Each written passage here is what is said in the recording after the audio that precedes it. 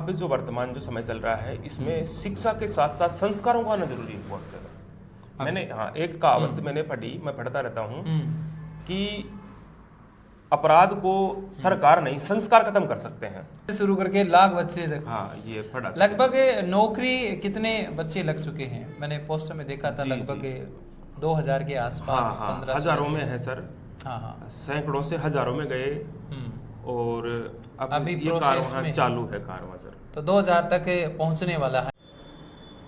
नमस्कार साथियों, आज हमारे स्टूडियो में आप देख रहे हैं Jharokha Rajasthan news web podcast studio, जहां पर हमारे स्टूडियो में आज मौजूद हैं ऐसी शख्सियत जिन्होंने अपने व्यक्तित्व के धनी हैं, जिन्होंने अपने मेहनत के बलबूते समाज की नींव को मजबूत किया है। साथियों, बात करूं ऐसे प्रेरणादायक शिक्षक की जिन्होंने सिर्फ कक्षा तक ज्ञान सीमित नहीं रखा है, बल्कि उस ज्ञान को जीवन की दिशा बदलने में भी महत्वपूर्ण भूमिका निभाई है। साथियों, हमारे साथ मौजूद हैं सांवर मलजी यादव।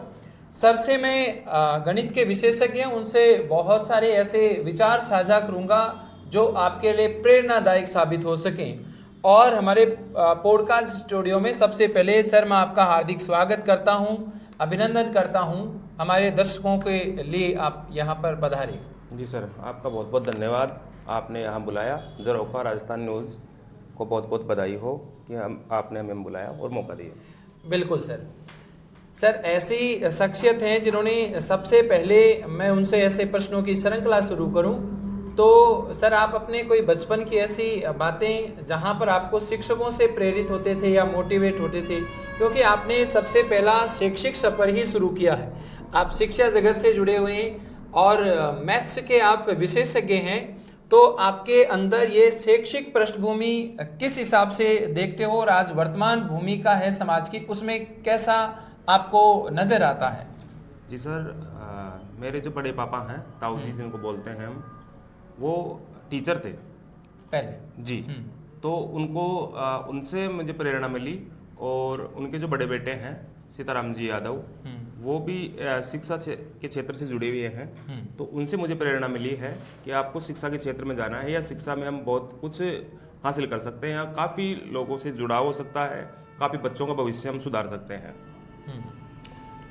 सर, पहला प्रश्न है कि जैसे सबसे पहले शैक्षिक पृष्ठभूमि से जुड़े आपने अपना संस्कार नाम से अकादमी है गोविंदगढ़ में, उसकी क्या पृष्ठभूमि है, कब से वो संचालित है, अभी तक कितने विद्यार्थी पढ़ चुके हैं और कितने विद्यार्थियों ने सफलता प्राप्त की है?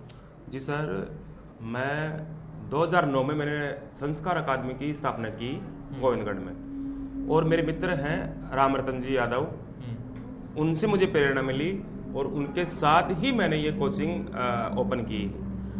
इससे पहले मैं स्कूल में पढ़ाता था, नाम था ब्राइट मून, जो श्रीमान ओंकार मल जी गुज्जर के सानिध्य में मैंने 9 साल तक वहाँ शिक्षण कार्य किया। उसके बाद में मैंने और राम रतन जी सर ने मिलकर कोचिंग की स्थापना की। ग्रामीण क्षेत्र में ये देखते हुए कि विचार स्कूल का ही था सर पहले जी, लेकिन ये स्कूलों में हमने 9 साल दिए, तो उसके बाद में बच्चे क्या है थोड़े भटक जाते थे, रास्ता उनका ट्रैक जी नहीं थे। हाँ, और शहर में जाते थे तो शहर में इतनी व्यवस्था नहीं थी, इतना पेमेंट लोगों के पास था भी नहीं, गरीबी ग्रामीण क्षेत्र में गरीबी फीस दें या फिर रेजिडेंस का दें या आवागमन का, घर पे भी काम बटाना जरूरी था। इस वजह से राम रतन जी सर का ये सुझाव था मुझे कि हमें कोचिंग डालना है जिससे ग्रामीण क्षेत्र के जो बच्चे हैं, महिलाएं हैं या जो गरीब हैं परिवार, वो बच्चे पढ़ सकें, लाभान्वित हो सकें। जी। सर, आपको शिक्षक बनने की प्रेरणा सबसे पहले कहाँ से मिली? जैसे परिवार या फिर बचपन से या किसी शिक्षक से प्रेरित हुए? जी सर, जी सर, ये प्रेरणा मुझे मेरे परिवार से मिली।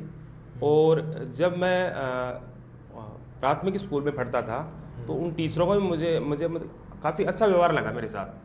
वो मतलब ऐसे बच्चे की तरह व्यवहार करते थे, तो मुझे लगा कि आदमी को ऐसा ही बनना चाहिए। और जैसे और किसी डिपार्टमेंट में जाते हैं तो एक सीधे मुंह बात नहीं करते हैं, जबकि टीचर क्या होता है, बच्चे को एक अपने पुत्र की तरह, पुत्र की भांति, पुत्र और शिष्य में कोई अंतर नहीं होता है, उसी तरह से मैंने वो देखा और वहाँ से मुझे ये लगा कि हमें ऐसा ही बनना है। शिक्षक ही बनना है। जी जी जी। अच्छा, आपके अनुसार एक अच्छा जो शिक्षक है और उसकी कोई ऐसी बड़ी पहचान क्या नज़र आती है? आपके दृष्टिकोण से बताना है कि शिक्षक की सबसे बड़ी पहचान क्या है? शिक्षक, केवल किताबी ज्ञान है या व्यवहार जो भी है? जी जी सर, मैं सबसे ज़्यादा उसकी व्यवहारिकता पर या व्यवहार पर ज़्यादा, किताबी ज्ञान से ऊपर उठकर जो शिक्षक का व्यवहार है बच्चों के साथ, उस पर ज़्यादा ध्यान देना चाहूँगा। क्योंकि शिक्षक बच्चों के साथ जैसा व्यवहार करता है ना, बच्चे उसी अनुरूप डलते हैं, उसी अनुरूप उनमें परिवर्तन होता है बच्चों में। हाँ, तो मतलब शिक्षक का अपना व्यवहार ज़्यादा अच्छा होना चाहिए, जिससे बच्चों का भी व्यवहार जी जी जो देखेगा वो सीखेगा। सीखेगा सर। यही है? जी सर, जी हाँ सर। हाँ। अच्छा, शिक्षक बनने की जो राह है तो इतनी आसान तो नहीं है, मुझे लगता है कठिन है रास्ता, संघर्ष। जी सर। तो आपको भी जब कोचिंग स्थापित की तो थोड़ा ऐसा संघर्ष है, और भाई चलेगी कि नहीं चलेगी, कितने बच्चे आएंगे, तो वो शुरुआती कड़ी कैसी रही? आपका जो मैनेजमेंट था? सर हुआ भी कुछ ऐसा ही, जैसा आपने कहा ऐसा ही हुआ। जब 2009 में मैंने कोचिंग ओपन की, उस समय आसपास में अपने क्षेत्र में कोई कोचिंग नहीं था। पहले जयपुर, हाँ, चोमू में एकमात्र 1 या 2 कोचिंग थे। जब मैंने गोविंदगढ़ में कोचिंग ओपन किया तो काफ़ी लोगों ने, जो काफ़ी बड़े थे समाज में या कुछ सक्षम थे, उन लोगों ने थोड़ा आक्षेप भी किए कि ये क्या कोचिंग चलाएंगे, या गांव में कोई कोचिंग चलेगा क्या, कहाँ से बच्चे पढ़ेंगे, कहाँ से आएंगे बच्चे, इनके पास ये नहीं है, सुविधा नहीं है। लेकिन फिर मैंने लगातार 1 साल तक छोटे बच्चों को पढ़ाया। मैं 1 साल तक? जी, 1 साल तक मैंने 9th 10th 11th 12th के जो बच्चे हैं, छोटे बच्चे, उनसे जुड़ाव रखा, उनको मार्गदर्शन दिया, उनको पढ़ाया। और उनसे धीरे धीरे जब वो 1 साल के लगभग बच्चे निकले, 1 साल बाद में, तो कुछ एक बच्चे ऐसे थे कि वो परिस्थितिवश से दूर नहीं जाना चाह रहे थे। हाँ, जा भी हाँ, नहीं पा रहे थे, क्योंकि जा हाँ, कुछ क्या है, आर्थिक परिस्थितियां भी होती हैं लोगों की। बिल्कुल। फिर बाद में धीरे धीरे 2 बच्चे, फिर 3 बच्चे, फिर 15 बच्चे, 5 शुरू में बच्चे। आपने कितने बच्चों को बैठाया? जी सर, मैंने शुरू में 5 बच्चों को बैठाया था। 5 बच्चों को? जी सर, और 5। अब तक आप लगभग कितने हजारों बच्चों को पढ़ा चुके हैं? अब सर वैसे तो आपको, हाँ, मेरे हिसाब से लाखों बच्चों के लगभग। लाख बच्चे? हाँ जी सर, सर, लाखों बच्चों को पढ़ाया। 2 बच्चों से। और मैंने देखा है सर, आपके बारे में सुना भी है कि बच्चों को आप मोटिवेट बहुत रखते हो और एक ओम शब्द का उच्चारण कराते हो, तो उसके पीछे क्या बैकग्राउंड है? जी सर। सर, शिक्षक, गुरु, ये जो शब्द हैं अपनी संस्कृति में काफ़ी पहले से हैं। बिल्कुल। गुरु 2 प्रकार के, मेरे हिसाब से जो मैं समझता हूँ, 2 प्रकार के गुरु होते हैं। एक तो जो हमें सामाजिक ये जो और स्कूल जो ज्ञान है वो देने वाले, जैसे हम हैं, और एक होते हैं सर आध्यात्मिक गुरु। तो मैं अपने जो गुरु से जुड़ा हुआ हूँ, स्वामी अड़गड़ानंद जी महाराज, यथार्थ गीता के जिनके रचयिता हैं, वहाँ से मुझे ये प्रेरणा मिली। और मैंने इस ओम शब्द, मतलब शुरू से मैं, जब से मैं जुड़ा हूँ गुरु महाराज से, तब से मैंने ओम शब्द का ही उच्चारण किया है। क्योंकि सृष्टि में या सबसे पहले आदिकाल से जो नाम चला रहा है वो ओम ही है। ओम ही है। जी सर। और वहाँ से मैं बच्चों को भी आध्यात्मिक शिक्षा, आपने बताया कि सर आप मोटिवेट कैसे करते हो। हाँ।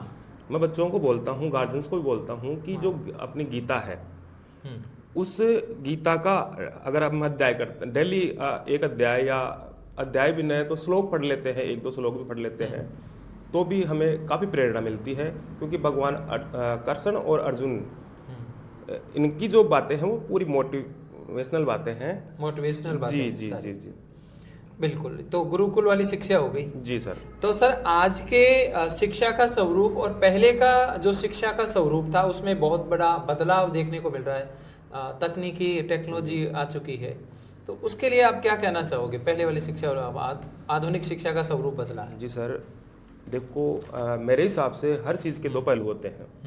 कुछ नेगेटिव भी है तो पॉजिटिव भी होता है।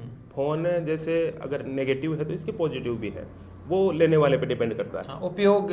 हाँ, उपयोग। और कुछ परिवार पे भी डिपेंड करता है। यहाँ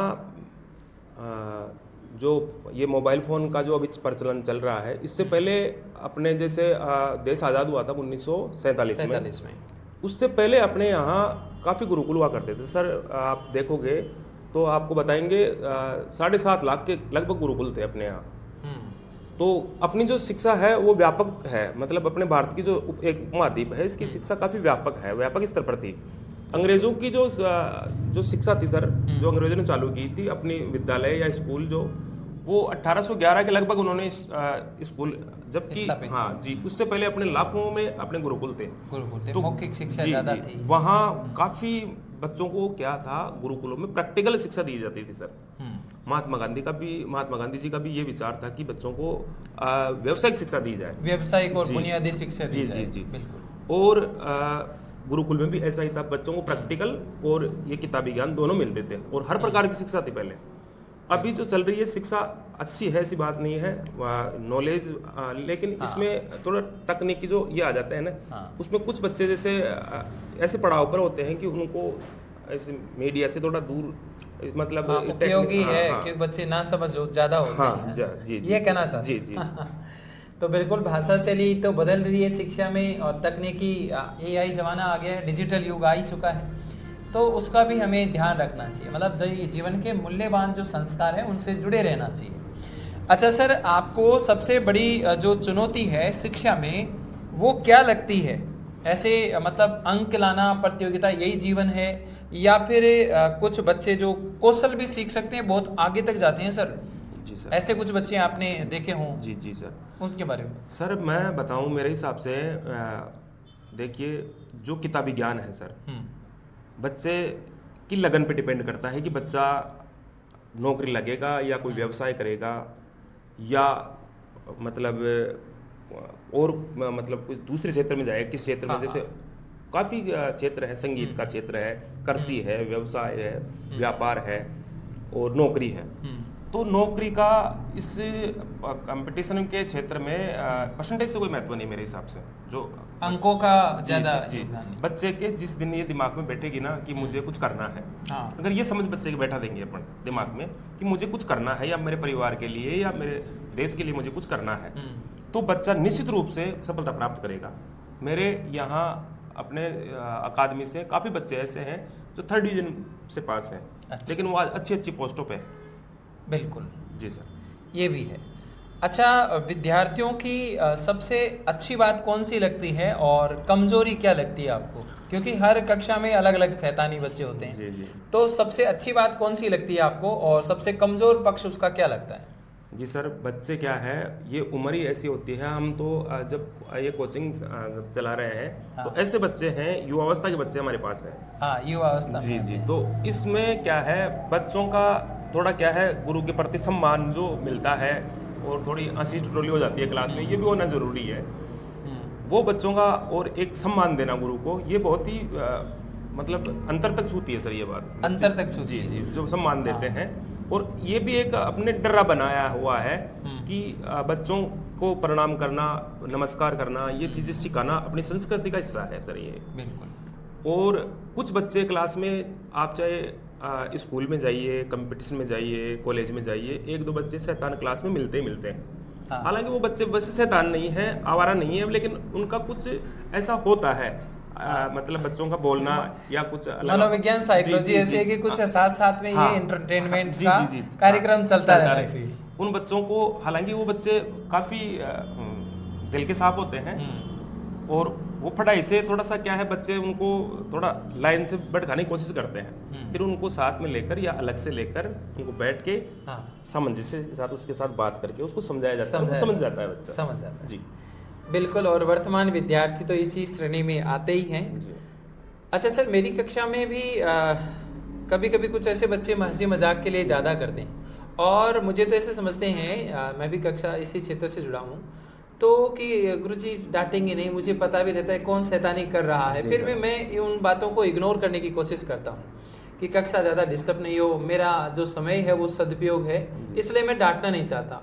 क्रोध में फिर ऐसा नहीं होना चाहिए, है ना, मैं इग्नोर करता हूँ, तो ये भी मेरा रहा है। अच्छा, मैं आपसे एक आगे जो सवाल पूछूं, तो ऐसा कोई आपको अनुभव जो आपको शिक्षक बने रहने की सबसे बड़ी प्रेरणा देता है, ऐसा कौन सा शब्द या कौन सा वाक्य ऐसा लगता है आप बार बार शिक्षक पृष्ठभूमि से जुड़े रहिए, क्योंकि लंबा समय आपको हो चुका है। जी सर। ये छोटा समय नहीं है। बाकी मैं बता दूं, प्राइवेट क्षेत्र में लगभग एवरेज 40 में रिटायरमेंट माने जाते हैं। जी सर। अब किसी को संतुष्ट हो या नहीं हो, बड़ी संस्थाओं का तो बात अलग है, जो अपने में बदलाव कर लेते हैं, बाकी जो 25 साल का पढ़ाने लगता है वो 40 पर रिटायरमेंट हो जाता है प्राइवेट क्षेत्र में। सरकारी क्षेत्र में तो सरकार ने 60 साल कर रखा है, वो अलग बात है, लेकिन इस क्षेत्र में सर यही रहता है। तो आप कैसे बने हुए हो, और लगभग आपकी तो एज भी ज़्यादा है, फिर भी आप मोटिवेट रहे हो, ये कोचिंग लगातार चला रखी है, ये बहुत लंबा समय है सर। जी सर, ये बात आपसे भली बात ही कौन जानेगा, क्योंकि आप तो इसी क्षेत्र से जुड़े हुए हैं। बाकी ये बात है कि सर बच्चों को पढ़ाने के बाद में जब बच्चे अपने यहाँ से निकलते हैं, निकलने के बाद में सफल होते हैं, निकलने के बाद में जब वो आकर पैर छूते हैं और ये कहते हैं कि सर मैं उस जगह उस डिपार्टमेंट में हूँ, वहाँ मेरी पोस्टिंग है, तो इतना दिल गदगद हो जाता है। मतलब पूरा दिन अगर कोई दुख भी है, परेशानी भी है, तो पूरा दिन बड़े आनंद से गुजरता है कि इतना बड़ा बच्चा अधिकारी बन के पैर छू रहा है और ये कह रहा है सर कभी आइए आप हमारे यहाँ, आपने जिंदगी बदल दी, आपने हमारी। जी, ठीक है। तो वो बच्चे जो ये शब्द बोलते हैं ना सर, ये अंदर तक जाता है सर, ये सर। बिल्कुल भाई, हम पहचाने तो शिक्षक सम्मान का ही भूखा है। बाड़मेर में तो एक कहावत है कि अगर थाने तिल गेरबा की भी जगह नहीं मिले और बस में चढ़ेड़ो शिक्षक पतो चल जाए तो सारी सीटा खाली हो जाएं। अब तो मान और सम्मान है शिक्षकों के प्रति आज भी।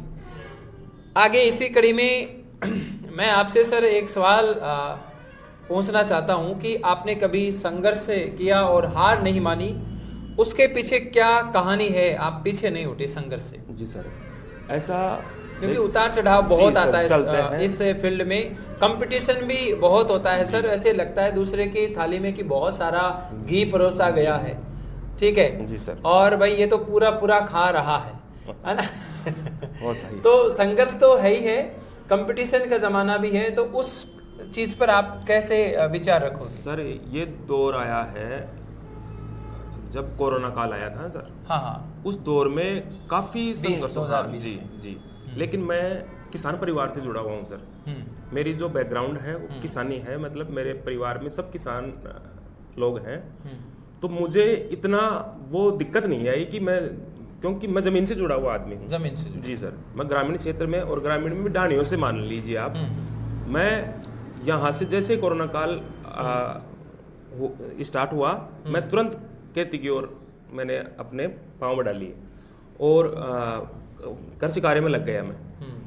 उसके बाद में और कई बार और भी कई दिक्कतों का सामना करना पड़ता है कि कंपटीशन में कई बार वैकेंसियाँ नहीं आती हैं, गवर्नमेंट चेंज होती है या गवर्नमेंट का रवैया थोड़ा ढीला ढाला हो, तो बच्चे हताश भी होते हैं और बच्चों के साथ साथ टीचर भी होते हैं। लेकिन बच्चों से मैं ये सोच रहा हूँ या ये सोचता था कि बच्चे हमें ये कहते हैं कि सर, तो कई बार बातों में ऐसा हो जाता है कि सर अगर लूज रहोगे या आप ही डिमोटिवेट हो जाओगे तो हमारा क्या होगा सर। बिल्कुल ऐसे कह देते हैं। जी सर। तो फिर वहां से मुझे वापस प्रेरणा मिलती थी कि नहीं, बच्चों को अगर हम छोड़ देंगे तो इनका कौन मालिक होगा, इनको कौन संभालने वाला होगा। क्योंकि कुछ बच्चे ऐसे हैं कुछ एक बच्चे ऐसे हैं जिनको केवल राह दिखाने की जरूरत है, मंजिल अपने आप प्राप्त करते हैं, उनको राह दिखाने की जरूरत है। तो सर वहां से बच्चे फिर जो नौकरी लगकर, फिर जो गरीब बच्चे हैं, गरीब परिवार से हैं और ग्रामीण क्षेत्र से हैं, वो नौकरी लगकर जब आते हैं तो प्रेरणा ऑटोमेटिक हो जाती है सर कि हाँ हमें कुछ करना है, और हमने उनकी मदद की बच्चों की, तो ये बच्चे आगे बढ़े हैं आज। बिल्कुल। आप समाज में शिक्षक की भूमिका को किस नज़र से देखते हैं? शिक्षक की भूमिका कैसी होनी चाहिए? जैसे चरित्र निर्माण हो या फिर युवा पीढ़ी में कुछ सुधार हो, क्या क्या कहोगे? जी सर, देखिए सर, अपराध जो होते हैं समाज में, बिल्कुल बहुत अच्छी बात है, उनको सरकार नहीं, संस्कार खत्म कर सकते हैं अगर हम बच्चों में संस्कार अच्छे डाल देंगे। क्योंकि चरित्र निर्माण, संस्कार, चरित्र निर्माण, अगर ये चीजें रहेंगी तो शिक्षा ऑटोमेटिक आ जाएगी, बच्चा ऑटोमेटिक जो है स्वतः ही कामयाब हो जाएगा। तो शिक्षा के साथ साथ संस्कारों को आना बहुत जरूरी है सर, मेरे हिसाब से। ये बहुत अच्छी बात लगी। अच्छा सर, आपके जीवन में ऐसा कोई छात्र आया हो जो बिल्कुल थोड़ा सा निम्न परिवार से रहा हो, है ना, मध्यम परिवार से जिसको कह सकते हैं, और जिससे आप भावनात्मक रूप से जुड़ पाए हो? जी सर। ऐसा कोई शिक्षक है? विद्यार्थी आपकी नज़र में जो शिक्षक को भावनात्मक रूप से अटैच करता हो? जी सर, ऐसे बच्चे हैं। हालांकि अगर हम एक दो बच्चों का नाम लेंगे तो और बच्चों के साथ थोड़ा सा ऐसा हो जाता है, मेरा नाम नहीं जी लिया। जी जी मेरे हाँ। से भावनात्मक रूप से नहीं जुड़े। बाकी मैं 2-3 बच्चों के नाम ले लेता हूँ क्योंकि उनसे सबकी सहानुभूति है। हाँ। एक अर्जुन यादव है जो जल प्रहरी है अभी अपने यहाँ जयपुर में। अच्छा। एक जगत सिंह गुर्जर है जो दोबलाई में है, अपने पटवारी है। अच्छा। एक ताराचंद कुमावत है सर। हाँ हाँ। ये बच्चे इन और बच्चों का भी इनके साथ लगाव है क्योंकि ये काफ़ी गरीबी से उठे हुए बच्चे हैं। और सर ये बच्चे मेरे से इतने जुड़े हुए हैं कि ये अपने माता पिता और मेरे में कोई अंतर नहीं समझते, मतलब और समझते भी नहीं है और बच्चे भी नहीं समझते हैं। और लेकिन भी इन नहीं बच्चों की खास बात है कि ये बच्चे दिल के मन के इतने साफ थे कि अगर उनको ये कह दिया जाए कि बेटा यहाँ बैठ के आपको 1 घंटा रहना, तो वहाँ से उठेंगे नहीं, पानी पीने के लिए भी नहीं उठेंगे। अच्छा। उन बच्चों को मैंने 4-5 कई बार क्या है जो कोरोना काल का दौर था सर, इससे पहले वैकेंसी कई बार डिले भी हो जाती है, हाँ, डिले हो समय जाती लग है। जाता तो है। कई बार क्या है या 1-2 पॉइंटों से बच्चे रह जाते थे, ये हताश हो जाते थे। ये बच्चे काफ़ी हताश भी हुए। जैसे अर्जुन है, अर्जुन ने पढ़ाई 10 साल का गैप दे दिया बीच में, मतलब 10 साल नहीं पढ़ पाए। जी 10 साल बीच का में। गैप दिया है सर उन्होंने। और बाहर चले गए थे, आउट ऑफ स्टेट गुजरात की तरफ उन्होंने रुक कर लिया था।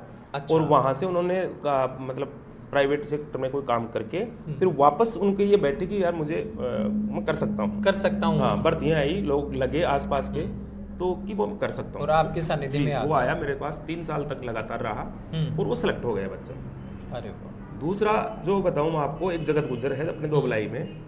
वो बच्चा भी मतलब काफ़ी गरीब परिवार से है। उसका भी इतना मतलब जो एकेडमिक शिक्षा थी, स्कूली शिक्षा थी, उसमें इतना अच्छा रोल नहीं था उसका। हाँ। बच्चा ठीक था लेकिन किसी कारणवश नहीं कर पाया। नहीं हो पाया। अब वो बच्चा क्या हुआ सर, मतलब 44% बच्चे की, और वो बच्चा हताश होकर ये कह रहा है कि अब मेरा पढ़ना नहीं होगा शायद। मैंने उस बच्चे को थोड़ा संबल दिया, सावर्धन किया उसका, और वो बच्चा आज पटवारी है सर। और वो बच्चा, ऐसे बच्चे हैं ये, एक ताराचंद कुमावत है अपने यहाँ से कुटिया से, वो बच्चा भी काफ़ी गरीब फैमिली से है। मतलब वो बच्चा भी अभी LDC में लगा है। ये बच्चे कैसे जुड़ाव है, इन बच्चों ने कोरोना काल में, जब मेरे पास कुछ नहीं था, हाँ, कोरोना काल में तो प्राइवेट कक्षाएं बंद थी भाई जी, इन बच्चों ने मेरे जेब में आकर, अब देखिए आर्थिक युग है, उपहार के रूप जी, में कुछ भेंट जेब किया। में आकर ये कहा कि सर आपके पास खर्चा नहीं होगा। उन्होंने मेरी जेब में 10,000 रुपए डाल दिए उन बच्चों ने। क्या तो ये चीज, अब आप बताइए, आदमी या तो इस संसार में एक ही चीज के लिए करता है, सही कमाता है, है, पैसे के लिए बिल्कुल। करता है। हाँ। और वो बच्चे इतना करने के बाद में उस काल में मेरे को पेमेंट देके जा रहे हैं, तो इससे बड़ी उपलब्धि और क्या होगी सर। कुछ हो ही नहीं सकती। जी सर। बहुत अच्छी बात बताई सर आपने। सर मेरा एक सवाल और है, अगर मान लो आप ये पेशा नहीं चुनते तो दूसरा ऑप्शन आप क्या रखते? जी सर, मेरा तो ईमानदारी का ये मेरा विचार है कि हमें ईमानदारी से ही कमा के खाना है और दुनिया को आगे बढ़ाना है।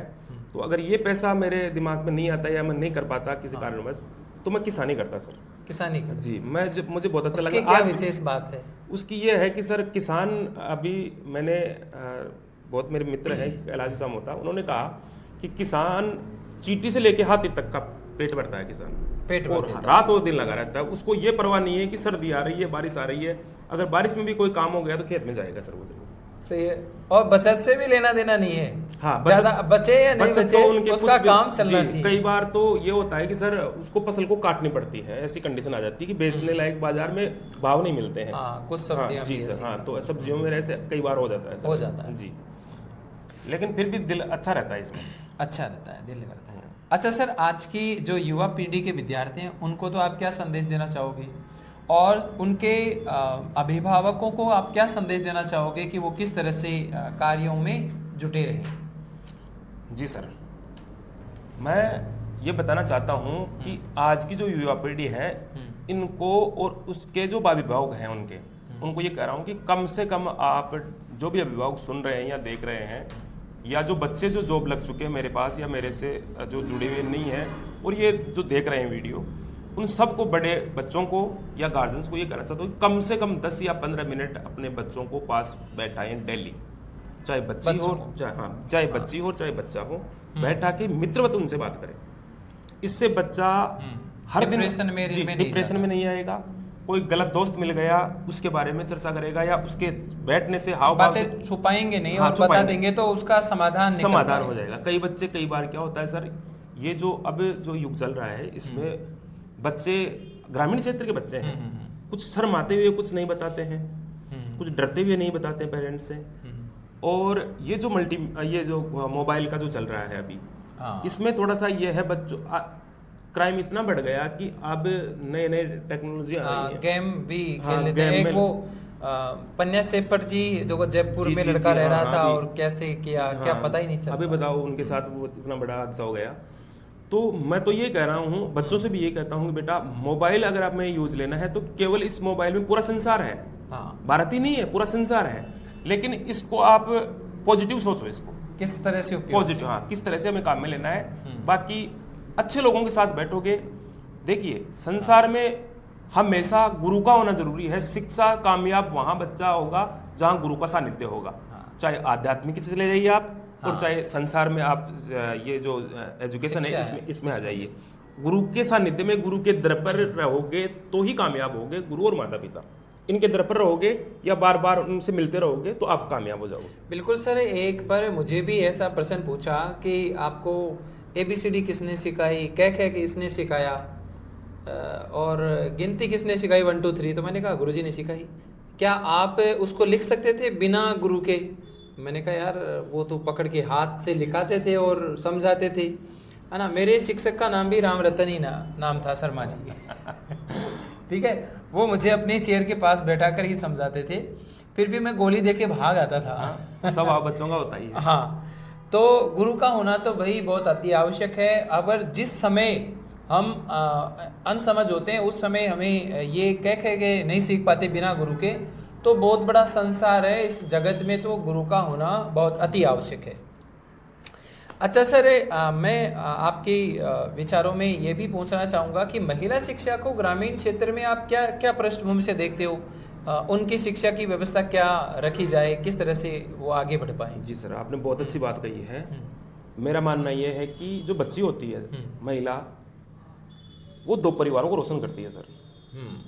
एक तो जिस परिवार में रहती है माता पिता के पास, उसका नाम रोशन जी, और एक जो जिस परिवार में जाती है। दोनों परिवारों में सामंजस्य बच्ची पर ही डिपेंड करता है, सामंजस्य बैठाना, सामंजस्य रखना। और बच्ची अगर कामयाब सक्सेसफुल होती है तो वो अपने बच्चों को, दोनों परिवारों को मतलब एक अच्छे मुकाम पर पहुंचाती है बच्ची। बच्ची का स्वभाव भी थोड़ा रचनात्मक होता है, जैसे बच्चे का थोड़ा सा उग्र स्वभाव होता है, उसका मधुर शालीनता होती है। तो बच्ची अगर एजुकेशन में आगे आएगी, या ऐसे जैसे अपन ग्रामीण क्षेत्र में आपने जो पढ़ा रहे हैं, कोचिंगें हैं, कॉलेजें हैं, इनसे बच्चियों को काफ़ी फ़ायदा पहुंचा है और बहुत आगे तक गई हैं। अपनी यहाँ से बच्ची RS तक, गाँव में RS तक पहुंची हैं, नीचे लेवल से RS तक पहुंची है। हाँ जी, पहुंची हैं बच्चियाँ। और वो केवल ग्रामीण परिवेश में जो ये संस्थाएं खुलती हैं, कॉलेजें वगैरह हैं, स्कूलें हैं, और बच्चियों को बराबर मोटिवेट किया जाता है। गवर्नमेंट भी कर रही है। गवर्नमेंट जैसे एग्रीकल्चर कोई बच्ची लेती है तो उनको मतलब स्कॉलरशिप वगैरह मिलती है, स्कॉलरशिप का प्रावधान है जी। तो हाँ, तो लड़कियां अगर, मैं तो ये सोचता हूँ कि लड़कियां अगर कामयाब होती है ना तो वो 2 परिवारों को कामयाब, 2 परिवारों को। जी सर, बहुत अच्छी सोच है सर आपकी। अच्छा सर, आपकी जो संस्था है संस्कार अकादमी, जी सर, उसमें आप किस किस की तैयारी कराते हो और आगे की भविष्य की कोई ऐसी योजना प्लानिंग है कि बच्चों को ज़्यादा से तकनीकी शिक्षा भी उपलब्ध करा पाएँ और रेगुलरिटी किस तरह से बनी रहती है, क्या रहता है आपका सुझाव? जी सर, ये बहुत अच्छी बात है सर। अभी मैं ये चाहता हूँ कि बच्चे, जो ग्रामीण परिवेश के जो बच्चे हैं, ये जो मोबाइल जो ज़्यादा यूज़ में ले रहे हैं अभी, मैं ये चाहता हूँ कि बच्चे कम से कम 3 या 4 घंटे कोचिंग से जुड़ जाए। हाँ, बाद में बच्चा साल 1.5 साल तैयारी करने के बाद में चाहे वो ऑनलाइन कोर्स लेके तैयारी कर सकता है। फिर वो लाइब्रेरी में बैठ के मैच्योरिटी आ जाती है, मैच्योरिटी आ जाती है। जी जी। और उसके साथ साथ बच्चा क्या है, लाइब्रेरी, जैसे लाइब्रेरी भी एक अच्छी व्यवस्था है, पढ़ने वाले बच्चे के लिए अच्छी व्यवस्था है। बाकी जो बच्चा 12th पास करके निकलता है, हाँ जी, और वो लाइब्रेरी ही चला जाता है, तो उस बच्चे के लिए वो थोड़ा घातक भी है। तो घातक है और पता नहीं चल पाता किस ट्रैक पे चल रही है, वो उन चीजों को छुपाने की कोशिश करता है। ये मनोविज्ञान है भाई, एक का नहीं है, सब लोगों का ही है। तो वो अच्छी लाइब्रेरी में बहुत अच्छी व्यवस्था है, लोगों ने अच्छी व्यवस्था दी है, लोग दे रहे हैं। लेकिन इसमें थोड़ा सा ये ध्यान रखना है कि बच्चा एक बार कम से कम प्रैक्टिकली, फिजिकली हाँ। फिजिकली प्रैक्टिकली टीचर से संपर्क में रहे टीचर से संपर्क जी, करें। और फिर बाद में लाइब्रेरी ज्वाइन करें या घर पे जैसे भी उनको व्यवस्था बैठती है उस हिसाब से वो करें। और मैं तो ये चाहता हूँ कि बच्चा देखो सेक्टर कोई भी हो सकता है सर, मैं ये नहीं कहता हूँ कि मैं बच्चों को तैयारी करवाता हूँ कंपटीशन के लिए तो मैं नौकरी ही लगाऊं। बच्चे का रुझान होना चाहिए, अगर वो संगीत के क्षेत्र में है, नृत्य में है, हाँ। या व्यवसाय किसी में है, कौशल व्यापार में है, हम्म। तो टेक्निकल में है, तो उस पर ध्यान देना है उसको उसकी। और अब अभी जो वर्तमान में चल रहा है अपने यहाँ गांव में क्या है सर, ज्यादातर जो प्रॉब्लम है वो शादी की चल रही है। आपके पॉडकास्ट में देखा मैंने हाँ। कि वो आटा साटा जो पड़ता है वो भी चल रही जी। तो ये क्या है, लोगों की एक धारणा हो गई कि गवर्नमेंट, मैं हजारों बच्चों को लगा चुका हूँ सर, लेकिन मैं आज भी लोगों को ये कहना चाहता हूँ मैं कि आप ये मत देखिए कि बच्चा गवर्नमेंट जॉब में हो तो ही हम उसको सेलेक्ट करें। बच्चा कोई भी, हाँ, किसी भी क्षेत्र संस्कारवान होना चाहिए, सीधा चाल चलन हो, और सेक्टर कोई भी हो, मतलब व्यवसाय कोई भी हो, कामयाबी सब में मिलती है सर, सब में मिलती है जी। बहुत बहुत धन्यवाद सर। सर अब अंतिम चरणों में है, मुझे आप किसी एक शिक्षक का या एक दो शिक्षक का नाम बता सकते हो जो अच्छे से आप उनसे प्रभावित रहते हैं, जैसे खान सर, दिल्ली वाले दिव्य कीर्ति विकास सर, या फिर ओझा सर, ऐसा कोई, या राजस्थान का कोई शिक्षक है सुभाष सारण या कुछ और? ये बहुत अच्छी बात कही है आपने सर। वैसे देखिए टीचर जो पद पे आ गए हैं ना सर, जैसे मैं आप भी इस शिक्षा के क्षेत्र से जुड़े, मैं आपसे भी काफी प्रभावित हूँ, ऐसी बात नहीं है। आप में मतलब मैं हर टीचर में कोई ना कोई खास बात होती है सर। अच्छा ही जैसे हर इंसान में होती है वैसे टीचर में भी होती है, और टीचर तो बना ही राष्ट्र निर्माण के लिए है। राष्ट्र निर्माण, हाँ, तो इनमें क्या है, बहुत भविष्य का निर्माण करना जी, भविष्य का निर्माण, मतलब पूरा टिका ही। सही बात तो यह है कि पूरे जितने भी देश हैं, या भारत देश है, या और भी कोई स्टेट है वगैरह है, वो सब टिके ही टीचर पे हैं। अगर टीचर, अध्यापक अगर ये ठान लेता है कि मेरे देश को ऊपर उठाना है, या अगर हाँ इस शिक्षा पर अगर कोई पाबंदी लगानी चाहती है गवर्नमेंट वगैरह भी, तो ये पाबंदी नहीं लगा सकते सर, क्योंकि शिक्षक राष्ट्र का निर्माण करता है, राष्ट्र का निर्माण करता है। और ऐसा जैसे चाणक्य ने किया है सर। चाणक्य ने क्या किया कि चंद्रगुप्त को शिक्षा दी जी, शिक्षा दी, और ऐसा मतलब उनको समूल नष्ट कर दिया उसको, गणानंद को।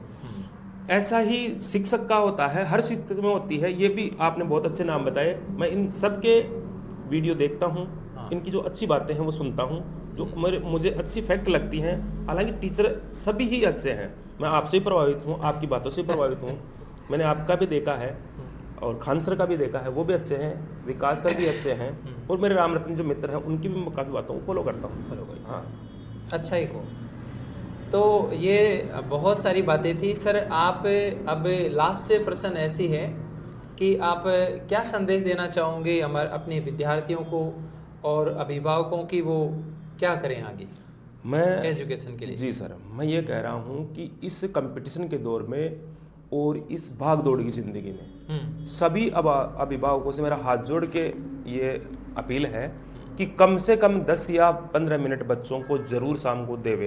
अगर आप नहीं दे पा रहे हैं, आप घर पे लेट आ रहे हैं, तो उनकी जो मदर्स हैं, मम्मी वगैरह हैं, माता जी हैं, दादी जी हैं, उनके पास उन बच्चों को जरूर बैठाइए। चाहे वो कितना ही बड़ा इंटेलिजेंट, कितना ही बड़ा मतलब बच्चा हो, कितनी तैयारी कर रहा हो, चाहे वो IAS की तैयारी कर रहा हो, लेकिन उसको उसकी दादी के पास या उसकी माँ के पास जरूर बैठाना सर।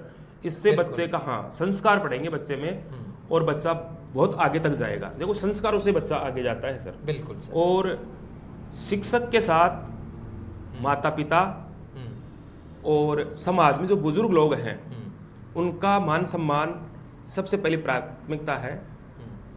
बाकी हाँ, और जो टेक्निकल रूप से बच्चे, हालांकि मैं ये विरोध नहीं कर रहा हूँ कि मोबाइल नहीं देना चाहिए, देना ये बात अलग है।